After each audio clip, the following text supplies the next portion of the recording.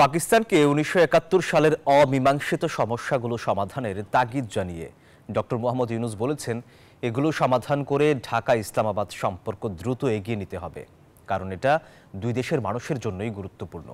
বৃহস্পতিবার মিশরের রাজধানী কায়রোতে পাকিস্তানের প্রধানমন্ত্রী শাহবাজ শরীফের সঙ্গে বৈঠকে এই কথা বলেন প্রধান উপদেষ্টা। বাংলাদেশ পাকিস্তান সম্পর্ক আরও গতিশীল করতে দুই দেশের ব্যবসা বাণিজ্য বৃদ্ধি,